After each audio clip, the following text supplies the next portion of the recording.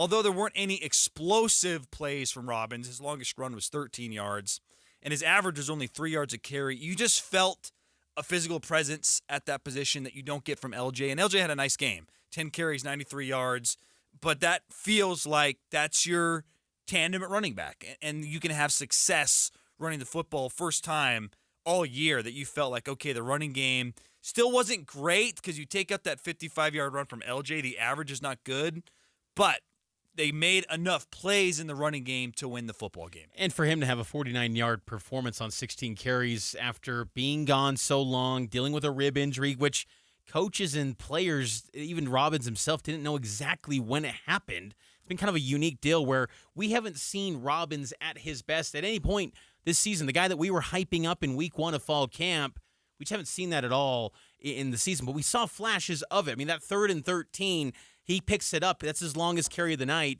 and he puts the hammer down for good on Texas Tech, who had a little bit of a window that was open to maybe entertain a comeback, but Robbins has a lot of potential. There was a reason why some, preseason outlets thought he could be a first-team All-Big 12 player. He was a 1,000-yard rusher for a terrible UNLV offensive line. I think we all just assumed that, he was going to step in and be outstanding for BYU. I think he still can be really good. But now, with L.J. Martin having so much experience, it does create this nice 1-2 tandem. Kalani and even Aaron Roderick today said that L.J., even though he didn't play in the fourth quarter, he's fine. It was nothing injury-related. I guess they felt that they needed to go with Aiden Robbins and give him those carries. And I think it's a good thing long-term as they get ready for Texas. Here's what Aiden Robbins thought of getting back on the field and wearing, really for the first time in a meaningful way, wearing the blue and white. It gives you a little bit of confidence as well. I kind of told the guys, because I watched it on TV last week. It was heartbreaking for me to, hear the announcer say we had one of the worst run games in the country. And, I personally took that to heart because I'm like, man, that's not who we are, especially with who we got up front and who we got in that running back room. And, man, we just came to practice with the right mindset. We grinded. We did more than what was required of us, and, it kind of showed on the field. 150 yards for the ground attack. It was a much-needed boost for this group, and hopefully it carries over into the future. 801-575-8255. You can load up the phone lines. Give us your thoughts on this BYU-Texas Tech game or your thoughts coming up on BYU-Texas. Takeaway number 3, Matt, missed opportunity to get a bigger win, a larger margin of victory in this one. Yeah, did you feel that as much as I did? I felt like, gosh, a win is a win. Don't get me wrong. We're not going to come on today and say this is no good. Like, they had to get back and get a win, and it was a nice win. I just strongly believe in college football. It's very different than professional football. The emotional swings of young student athletes is different than the professional level. And if you get an opportunity to have an explosive win, because if Crew Wakely takes that back to the house, you're looking at 34-7. Who knows what happens after that? Maybe it gets to 41-7. Or even if they score that other touchdown, 34-14, it's just a bigger confidence boost. Not only is it a win, it's, hey, we can play with these dudes. Like, we just took these guys down. Yeah, they had a true freshman quarterback, but we took it to them. We can play.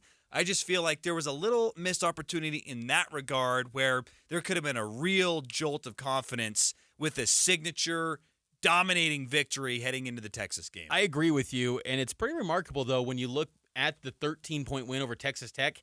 It's not often in BYU's history where they're smoking a BCS Power 5 team. It doesn't happen often. I mean, there was the UCLA game in 08 where they win 59-0, but, I mean, you go through the history books, there's not many double-digit wins over P5. So I do agree with you that I feel like it was a missed opportunity to say you could have won this game by 20. You could have put up 40 points. Yep. But at the same time, I have to remember it is a progress game in the fact that they're showing the ability to, outplay an inferior opponent, because I think Texas Tech was inferior with a true freshman quarterback and still win by double digits. And it never felt truly that the outcome was in doubt in that second half because BYU had all the momentum. I mean, again, there was a little window, but still that was kind of, it was more a case of BYU was just playing sloppy. It didn't feel like Texas Tech was actually a real threat with that freshman quarterback. I agree. And, not to beat a dead horse here, Mitch, but look, this team struggled this year, right? Like, there's been some highs, but there's been some lows, and they have not played a complete football game yet, and that's still true. Like, that first half was great. Second half defensively, really solid. The second half offensively, not good enough. At one point, they had 4 out of 5 drives in the second half, 3 and out. There's just too many 3 and outs, not enough plays. They had 23 fewer offensive plays than Texas Tech. And look, if you have a chance to have a pick six, or, I felt the play calling got a little conservative. And Aaron Roderick earlier today said, hey, we just did not want to turn the football over, which is all fine and good. It totally makes sense. Winning the turnover battle has greatly benefited BYU. But you also have to be thinking long-term, which is how do we build confidence, build momentum? The only way to do that is to score points and move the football. You can't just win a football game and say, hey, it's all fine and dandy. So, that's probably all we need to say about that at the end of the day, Mitch. But I just wish, I guess really this is the final point. I'd feel a lot differently about this upcoming game against Texas had they won 34-7. And we will talk more about that upcoming game against Texas a little bit later. Let's get your phone calls too, 801-575-8255. Cougar Nation brought to you by Blue Barn Wealth, fee-only fiduciaries who help you live within your meaning. BlueBarnWealth.com. Taking a break on the other side. We'll get out to some helmet stickers and take your phone calls. It's here on Cougar Nation, powered by KSL Sports. This song doesn't have a name, but if it did, it'd probably be something about togetherness, because it's a collaboration, not between pop stars and producers, but between music therapists and kids. Music therapy is a treatment that doesn't involve medication or needles, and it's been proven to help children manage pain and contribute to faster healing. So it shouldn't surprise you, it's our favorite song. And just one way we partner with you for a life well lived. Intermountain Health, the power of we. Join KSL in the movie show this Friday, 9 to noon at the Salt Lake NPS store, 1600 Empire Road in Salt Lake City, npsstore.com. Kids are back in the classroom, and at Central Bank, they understand the importance of forming good financial habits at an early age and encouraging kids to succeed in the classroom. Central Bank's Youth Smart Savings Account rewards students for great grades. Central Bank will reward your child grades 6 through 12 for every A or A- earned on each report card up to $32 per school year. They'll also match your child's opening deposit up to $20. And if earning a higher interest rate than a regular savings account isn't enough, they'll also let your youngsters choose from their treasure chest with each in-person savings deposit. Open a Youth Smart Savings Account for your child, teen, or grandchild and teach them to save early. Central Bank's Youth Smart Savings Account is the smartest, hardworking children's savings account around. Visit them online at cbutah.com or in person at one of their 12 Utah County locations. Additional terms and conditions may apply. Member FDIC, Equal Housing Lender. Do you find yourself stuck in a timeshare? Get the real facts about the timeshare industry and your options for cancellation. Chuck McDowell, founder of Wesley Financial Group, has put together a free information guide that reveals the secrets the timeshare industry doesn't want you to know, including the 5 ways to get rid of your timeshare. Call now and get this timeshare cancellation guide absolutely free. Call 800-330-2929. That's 800-330-2929. 800-330-2929.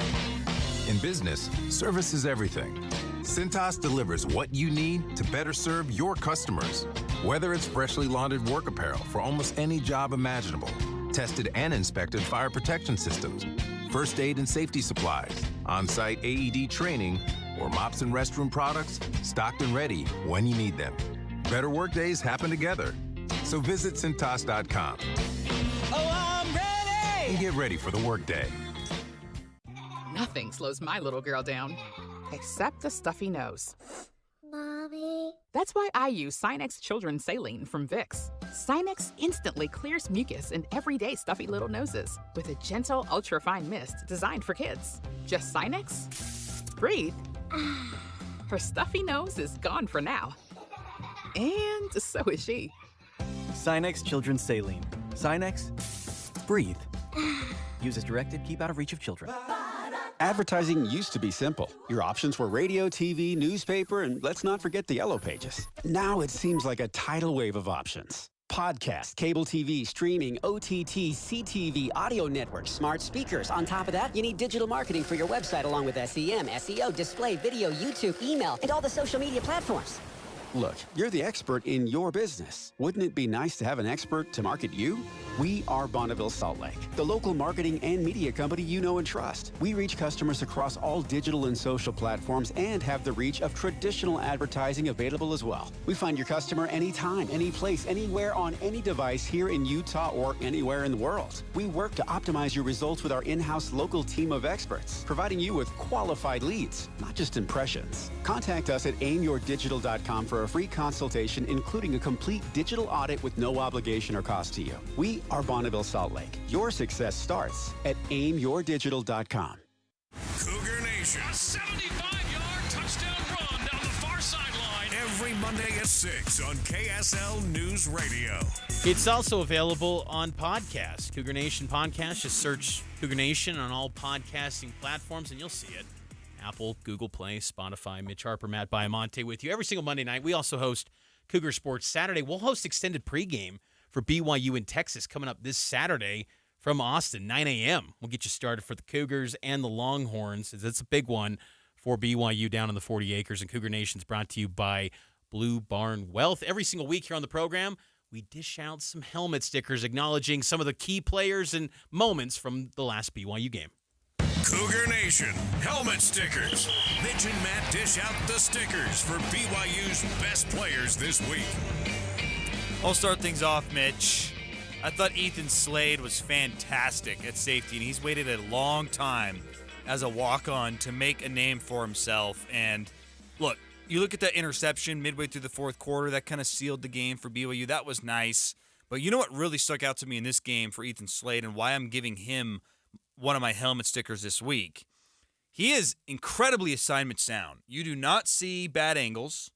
You don't see many missed tackles. He's just in the right place at the right time, making plays, and that's what you need. Like, look, in a perfect world, you'd love to have some rock star Andrew Rich who is capable of getting to the league. And BYU's had, they've been blessed in that regard that they've had a number of safeties throughout their illustrious program that has been good enough to play at the league. But when you don't have someone who has NFL talent, you just want them to be assignment sound, make plays, be in the right spot, prevent the big plays. That's what Ethan Slade has done time and time again this season. And I think him and Wakely are proven to be a really good safety tandem that you can win with those guys playing at the level they're playing at. He's done a solid job, that's for sure, and I've been very impressed with what he's provided to that safety spot. My helmet sticker, staying in the secondary, Eddie Heckard. We talked about him a little bit in the opening segment, but 2 takeaways, one of which results in a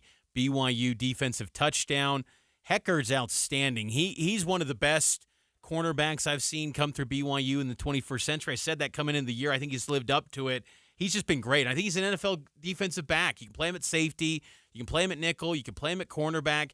He can just do it all. And this was, it's great to see that he's the Big 12 Defensive Player of the Week. I'll admit I voted for him in my ballot because I thought he deserved it. And I just think that he's showing that he warrants being an NFL draft pick, too, because he came up to this level from the FCS to the Big 12 to really showcase himself against Power 5 talent. He's proving he belongs. And I think the next phase for him, obviously, next year is the NFL draft. I think we're going to hear his name called next April. He's outstanding. Heckard has been a stud in every sense of the word. Before we get to our next helmet stickers, 801-575-8255. That's how you get in touch with us here at Cougar Nation. Your thoughts on the win against Texas Tech, and you can also give us your thoughts on the upcoming matchup against Texas. 2 more helmet stickers to go, Mitch. My last one. This might be a little bit of a surprise, but I'm going to give it to LJ Martin, and here's why. You look at the numbers, you got 10 carries, you got 93 yards, more than half of those come on one run. So what was spectacular about his performance? Well, I thought that 55-yard run, which did lead to an opening drive touchdown, changed the game for both sides of the football. Because how many games this year have they gotten behind, whether it be a turnover or the offense stalls out and something happens and then you're trailing? This was the first time against a meaningful opponent where it felt like, wow, there's a little breathing room. There's a little sigh of relief, like, okay, we're at home. We scored first. Let's play loose. I just thought that run changed the whole tone of the game for BYU. And look, credit to him. He made a guy miss. It wasn't just like he took a pitch and didn't make a play. Like, he had to make a guy miss and then got the 55 yards, and that was one of the biggest plays in the game because it changed the way that BYU's played this year. So tip of the cap to LJ Martin for that run. It was a big sigh of relief because you thought, okay, they can run. It's alive. That run ground game is alive there. My last helmet sticker is Darius Lassiter. What a catch. That grab, Matt, in the second quarter, that one-handed grab, OBJ style. Look, you know me. I love the history of BYU football. I don't try to get caught up in the moment. I try to respect all the moments, the great players, the great talent that's rolled through here. That's one of the best catches I've ever seen from a BYU player. I mean, Puka last year at Boise State was incredible. Austin Collie had a great grab. I remember in 2008 against Washington, a deep ball. Johnny Hardeline against Utah in 2006. Clay Brown in the 80 Holiday Bowl. But, man, you're talking about the one-handed touchdown over Weddle, though, in 2006, right? Well, I think, yeah, the over 06 against Weddle. I just think that Lassiter catch was incredible. Oh, yeah. It was outstanding. That guy, I slept on him a little bit coming into the season. He's been so much more for this BYU team. And let me, real quick, too, Matt, I do want to give a bonus helmet sticker. Tyler Batty, he was on the receiving end of some spitting, and, man, he stood in the fire of the spitting from Texas Tech. I bull rushed one of those. It was a field goal, and I just pancaked one of their offensive linemen, laying on top of him. I get up, and this dude just comes out of nowhere, just starts saying all sorts of stuff, and then spits in my face. And then, honestly, actually, to end the game as well, their right tackle, 76, did the same thing. Can you believe that? Yes. Is this, I 100% believe, but it's like, why would a player do that? Is this the moment, though, where the honeymoon's finally over? BYU and Big 12 teams? Is this the new Wyoming, Texas Tech? No. Where it's going to get nasty? Not yet. You think? I mean, that's pretty low. Oh, spitting in a player's face? Incredibly low. That's the sort of thing that carries for years, where that becomes the stigma. I would say that would normally be the case, except for you really have to respect how he handled it, because he didn't make a big scene out of it. He didn't start throwing punches and shoving him. So I just feel like the way he responded, which was the correct way to respond, maybe de-escalated the situation a little bit, but a classless move by Texas Tech to do stuff like that. It's unacceptable. Former Texas Tech quarterback B.J. Simons, do you remember him? He was kind of in that, I think, between Cliff Kingsbury and Graham Harrell. He was in between in that Mike Leach quarterback factory they had rolling there. He claimed on X that Batty was lying. He broke it down. He did a video breakdown. This is a former Tech quarterback, B.J. Simons. I think he was in the league for a moment. He claimed that clearly Batty's lying. Texas Tech people on social media are claiming Batty's lying. I thought see, that's where I feel like this could cause some bad blood going forward between BYU and Texas Tech. I see where you're coming from now. Not so much from the BYU side, but from the Tech side. Yeah, I feel like BYU fans see that and go, are you kidding me? Why would the guy that's on the good hands team for community service. And can I also point this out too? And this is why I think he's telling the truth. Why would he lie on a made PAT early in the game? It's an insignificant moment in the game. And the ref's not going to call it. The ref called it, said suspended, ejected for spitting. He called it in the speakers at LES. Yeah, it's weird that Tech is bent out of shape about that, because I don't even know if that player was going to really swing the game per se. It was just... And how the player reacted to leaving, he almost embraced the taunting. Exactly. It wasn't like if you got told, if you got claimed that you spit on someone and you I'd didn't be like, do it. No. Like, what are you talking about? I would be furious. He almost like embraced it being the villain. Yeah, it's bizarre. All right, we'll take the break here. You can get to our phone line by dialing 801-575-8255. We'll take some calls right now. News, traffic, and weather on the other side. We'll discuss what's trending up and down with this BYU football team. 6:30 at KSL News Radio. I'm Jeff Kaplan. KSL's top local story this hour: power has been restored to more than 5,600 Davis County residents. People in West Point, Clearfield, Taylor, Syracuse, and Clinton were affected by this outage. You get home, you might want to check whether your clocks are right. Rocky Mountain Power says the cause of the outage was emergency damage, and it's been repaired. An incident this morning on a construction site has left a 42-year-old man dead after a section of a crane fell on him. KSL News Radio's Hugo Ricard-Bell was on scene in Farmington earlier today. The crane was being disassembled when a section of it fell on one of the construction workers a little before 9 a.m. this morning. The man who was killed worked for a contractor and the rest of the crew has been sent home. It's not confirmed exactly when work will start up again. An investigation is still underway into exactly what happened. This was the West Davis Corridor project right at I-15 near the Farmington exit. They've been at it there for almost 3 years now. Our top national story this hour from ABC News. Republicans are convening tonight, starting again in the search for a House Speaker. 9 lower-level Republican lawmakers are now in the running to be House Speaker. None of them seems to have any clear shot at the gavel. Coming up, rain and cooler weather are on the way. KSL weather is next. KSL News Time 6:31. At times like this, some Utahns are stuck in Gaza as this war intensifies when hearts are breaking. I think everyone is deeply saddened by what's going on. We go out of our way to talk about what happened with compassion. Many in both groups are united in grief over the tragic situation. Get breaking news with Tim and Amanda mornings. Join the conversation with Dave and Debbie and Boyd Matheson middays. And Jeff Kaplan gives you the latest afternoons. All day, we have you covered on KSL News Radio. Made to Shine. Real stories from Shane Company customers. We met later in life. I liked his dimples. Both of our spouses had passed away, and we never expected to remarry. That's the funny thing about love. It has its own agenda. I wanted to get her a ring that celebrated our future, but didn't ignore our past. I just wanted a party.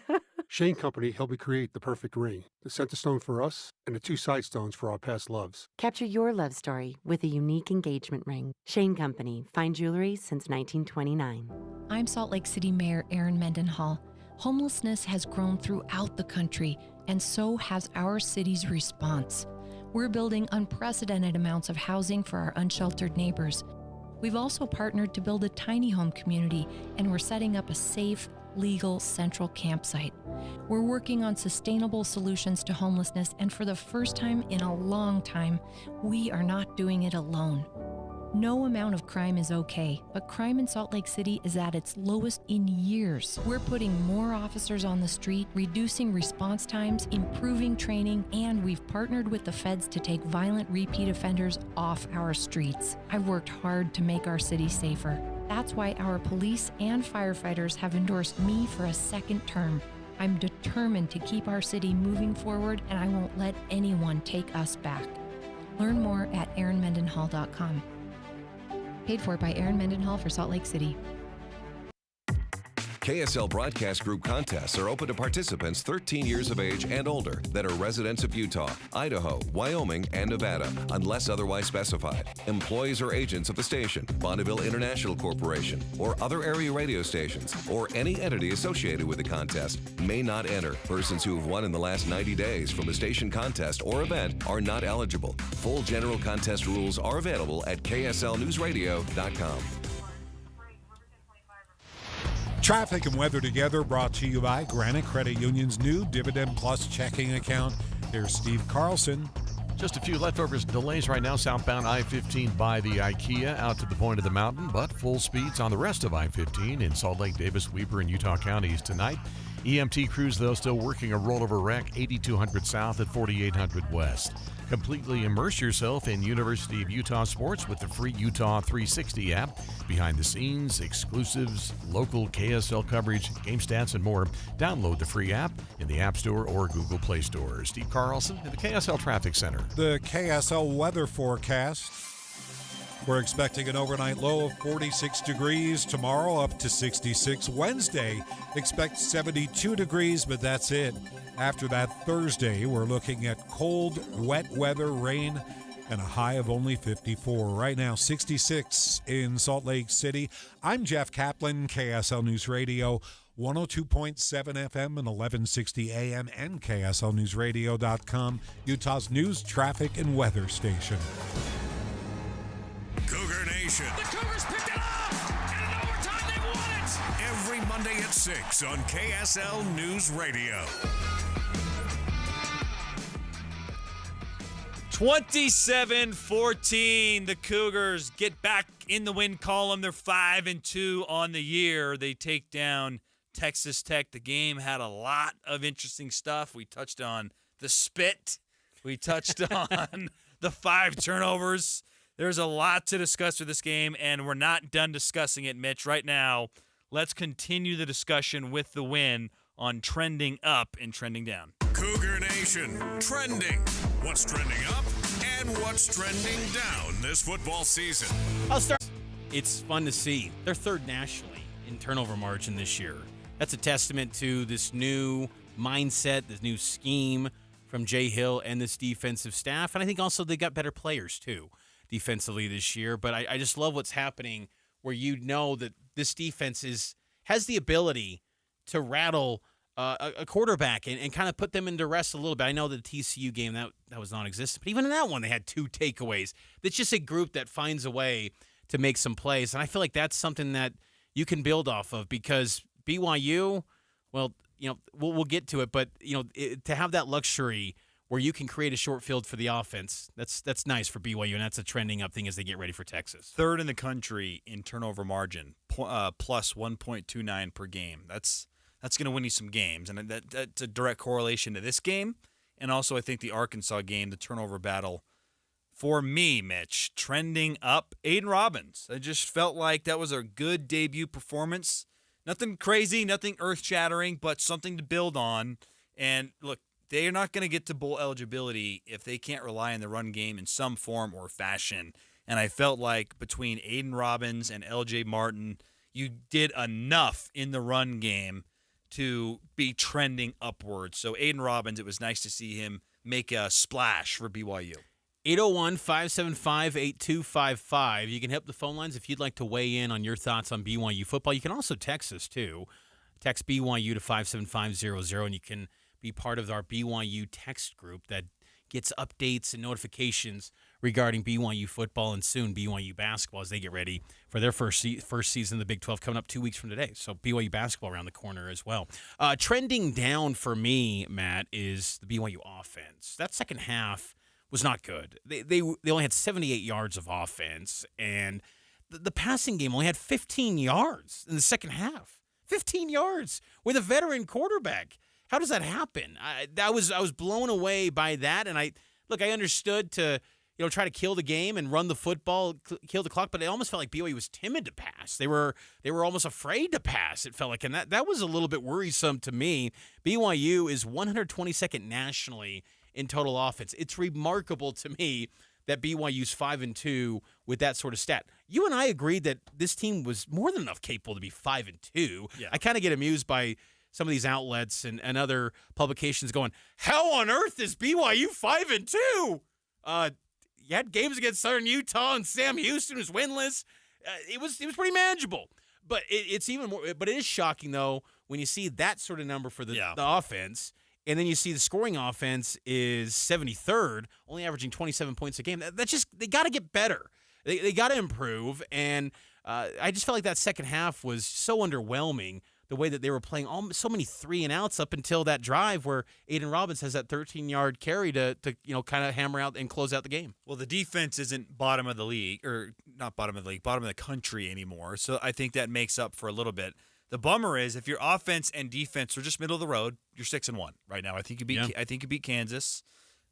Nevertheless, it's still an ABC game against Texas this weekend, so that's cool. But the offense, that's a really good point. They're just not trending in the right direction. I don't know what it is. I don't know if there's, Aaron Roderick talks so much about turnover margin, and look, they've won a lot of games that way, so it's hard to blame him, but you can't be afraid to score and move the football. Like, you can't be afraid to turn over the ball that you don't do anything. Like, what's the point of having a fifth-year senior quarterback if you don't trust him to make plays? And look, has Keaton Slovis made some bad decisions this year? Absolutely. Yeah. He has. No doubt about it. But you know who else did?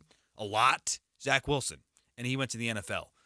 Look, Ty Detmer threw a lot of interceptions. He won you a lot of football games. Like, you're not going to beat Texas or Oklahoma or West Virginia on the road if what we saw against Texas Tech is what continues to happen. You have to have big plays. You have to put up more than 27 points. And that was there to be had. So I'm totally with you. And I think also, too, there's just been a trend, even in some wins, Texas Tech, Arkansas, they don't put their foot down on the gas and finish the job emphatically. They kind of just leave open a little wiggle room for the opponent to feel like they got a shot. I mean, Arkansas, that was a crazy game, and it kind of gets forgotten, but that last minute was kind of nerve-wracking, where Arkansas is moving it down the field. You're thinking, are they going to do the unthinkable? Yep. And so BYU's offense has got to get better. I think Slovis still, I believe that he's done enough that I feel like he can be an NFL draft pick. I do believe that. I feel like that stock's went a little bit down the past couple weeks. Yep. But I do think that guy, when given a big workload and gets protection, I think he can do a nice job. For whatever reason, the passing game just has not been as effective the past couple weeks. I do want to acknowledge the offensive line got better. Yes. And I think that they did a nice job. They set the tone in that first half when you bring up that 55-yard run. That's a byproduct of that O-line getting off the line, exploding off the line of scrimmage, and pushing their opponents back. And that's just been something we haven't seen much this year, so that was refreshing to see as well. It's a shame that wasn't the group from day one, because maybe they'd be a lot further ahead. Because, look, Connor Pay was the center in spring football. Kingsley was naturally at left tackle last year. I think it would have made a little bit more sense had it played out that way. My trending down is Crew Wakely having a defensive score this season. That was as good of an opportunity as one could have to have a pick six and to have not caught the foot. I mean, he dropped 2 picks. He had one before that, too, where he jumped over the route and it went right through his arms and they completed the pass. That was an amazing catch by Texas Tech, by the way. Yeah, I think that, Wakely, he's an impressive athlete. He was a Mr., Utah football out at Jordan High as a quarterback. He switched to defense in his college career at Utah State. He was just kind of an out-of-sight, out-of-mind transfer portal addition as a walk-on, preferred walk-on. He's been a nice get. I mean, the guys that BYU is trotting out at safety, it's remarkable, and they're having success, and it makes you excited, the thought of what it could be in the future when Jay Hill gets more of his recruits. You get Micah Harper potentially back. I mean, who knows? You never know in this era of the transfer portal and guys considering, what do they want to do with their business decisions, because that's what it is every offseason. Yep. But if you get Micah Harper back next year, you just like the potential, what can happen at the safety position. And because Jay Hill's handling it hands-on. That's his position that he takes care of. He played the spot.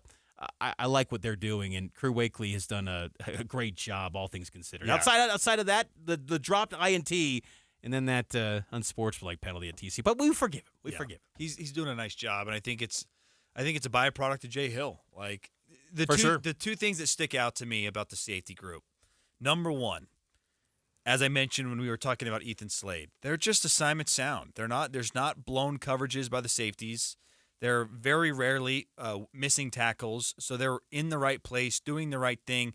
The only player who does not fit that description this year has been Malik Moore. And what I like about what Jay Hill's done is if you're not going to do it my way, you're not going to play. And that's probably hard for Malik to hear.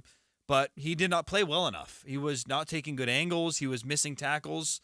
Every opportunity he's gotten, he hasn't made the most of it, and then he's back to the bench. And I like that.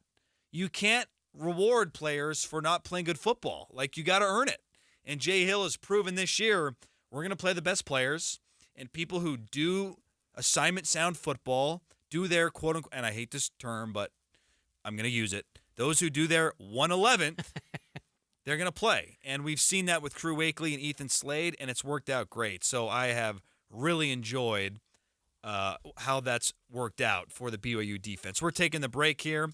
More Cougar Nation brought to you by Blue Barn Wealth, fee-only fiduciaries who help you live within your meaning.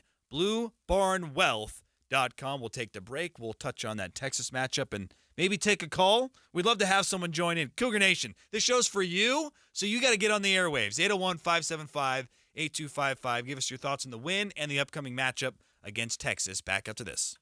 One of the country's premier business valuation and advisory firms is located right here in Utah. Trusted by top growth, small and mid-sized private companies, not just in Utah, but nationwide. Providing business valuation reports and M&A advisory, Economics Partners has helped clients ranging from billion-dollar biotechs to small consumer products or services businesses. Really, any size or company type you can imagine. They're the best at what they do. They understand the importance of great communication and delivering results. For your business valuation, acquisition, or sale, reach out to Economic Partners. You may just be curious what your business is worth if you were to sell. Or you may need a formal ASC or IRS compliant business valuation report for financial or tax reporting. Either way, go to econpartners.com and work with the best. econpartners.com. And go Cougs. Hi, this is Clark Ivory with Ivory Homes. 2023 is turning out to be a great year for Ivory home buyers. Let me tell you why. The number of existing homes for sale is way down, so with fewer used homes to choose from, new home sales have soared. At Ivory Homes, we are creating all kinds of possibilities for you. A great selection of new homes ready for move-in, and fixed interest rates as low as 5.875%, saving you hundreds on your monthly payment. Check out Ivory Homes today. Do you have chirping smoke detectors? What's up, everybody? I'm Mike Wilson with Any Hour Services, and if you've ever experienced chirping smoke detectors, you already know how annoying it can be. A great first step to try and stop the chirping is to change the batteries. If the chirping continues, it's possible that your smoke detector has gone bad. As a matter of fact, a lot of people don't even realize that manufacturers recommend replacing the smoke detector altogether after 10 years. If you remove the smoke detector from the wall, on the back you should find a date of when it was made. Do a little math and you'll know how old it is. Now, Any Hour Services knows being a homeowner means you've got a list a mile long of things to do around the house, and check my electrical system probably isn't one of them. That's why we've put together this radio special for any homeowners listening. One of our licensed electricians will perform a comprehensive inspection of your electrical system that includes testing those smoke detectors and give you a full written report for only $29. But you have to mention this ad when you call. Call Any Hour Services to schedule at 801-443-7300. 801-443-7300. Any Hour Services. Exergen thermometers are the smart choice when selecting a thermometer. With children back at school, keeping them healthy is important. Got a fever? Stay home. To detect fever accurately at home, you need a clinically accurate, fast, and non-invasive thermometer. The Exergen thermometer is backed by over 100 clinical studies. Accuracy matters. Be smart and safe. Measure accurately with Exergen thermometers. Available at Walgreens and other participating retailers. Learn more at Exergen.com.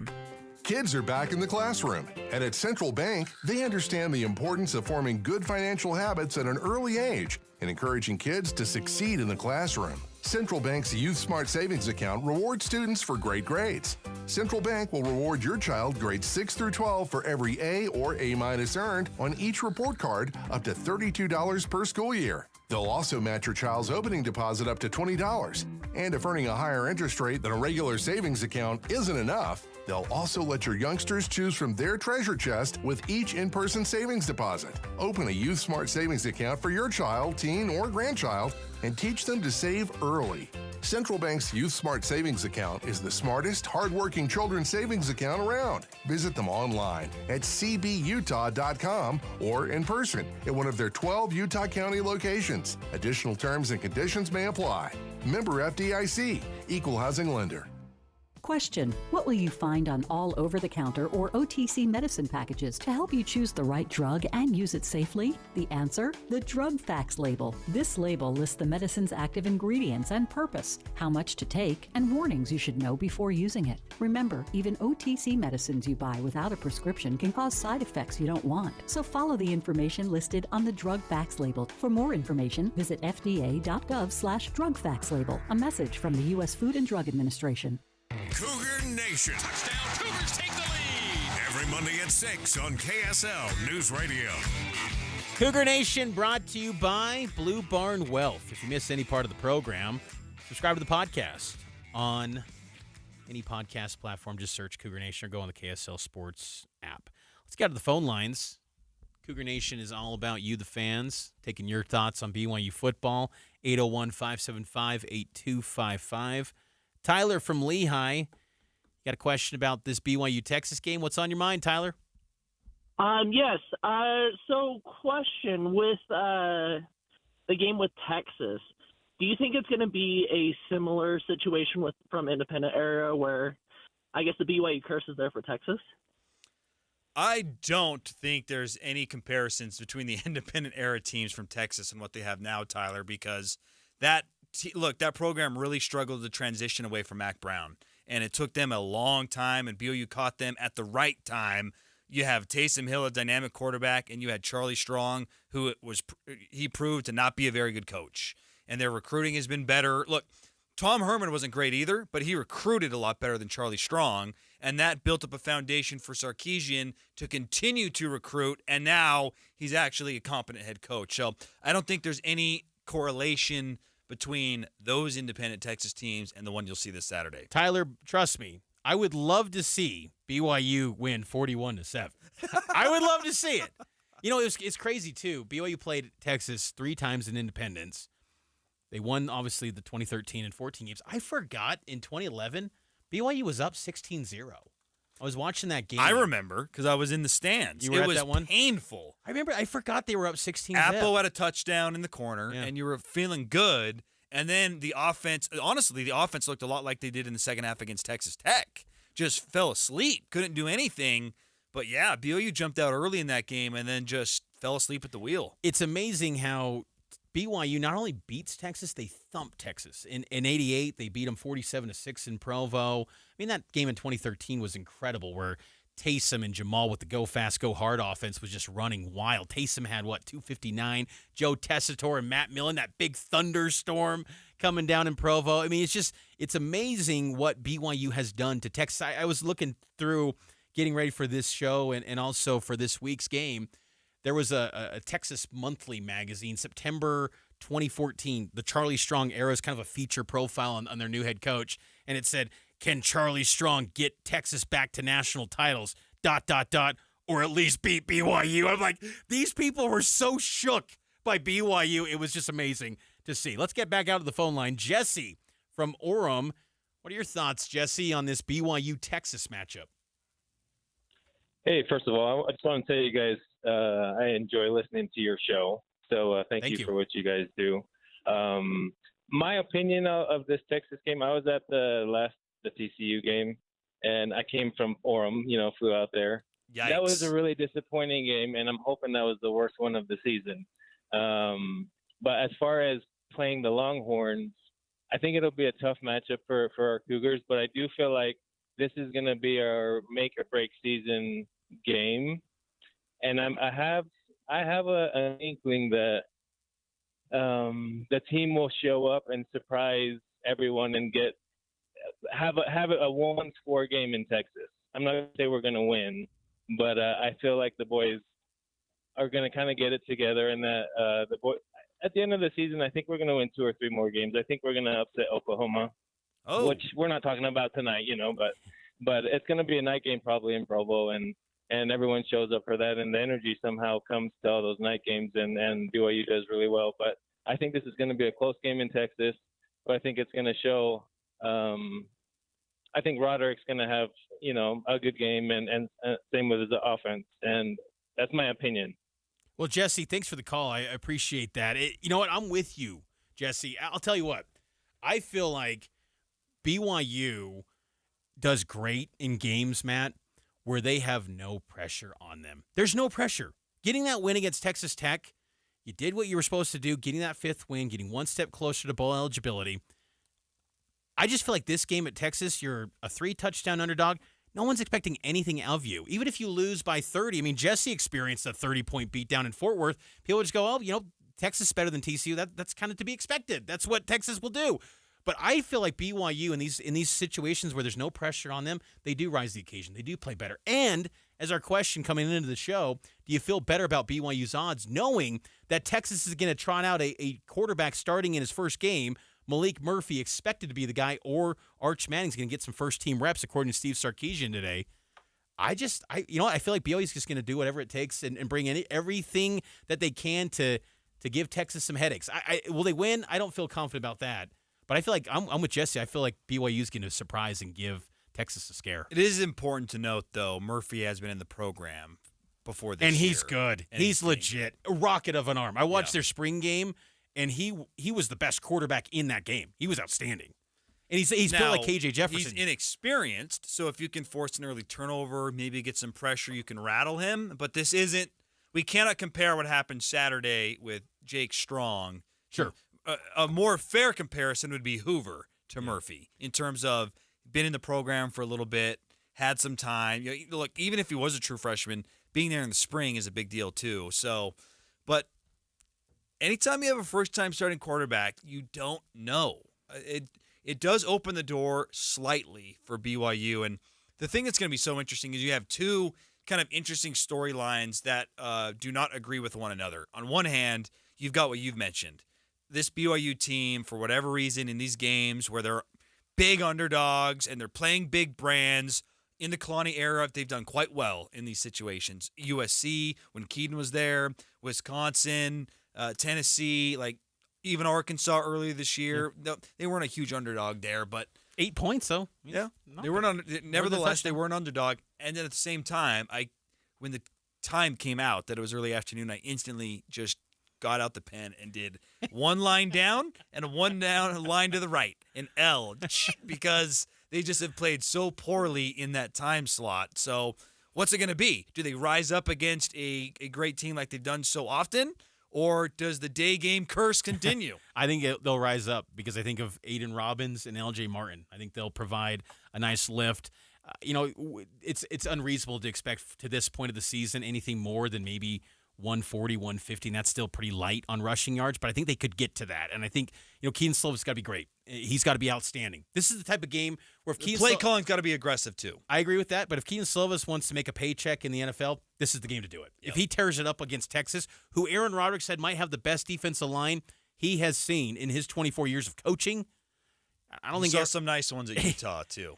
But this Texas one, I mean, Jalen Ford, the linebacker, preseason Big 12 Defensive Player of the Year. This defense is stacked at Texas. They're ready for the SEC. The personnel they got in the depth in the trenches, they're legit. This is not the weak-minded, soft Texas team, kind of like what you see for USC now. This is not a soft team. Texas is tough. They're gonna, you hit them in the mouth a little bit, they'll respond.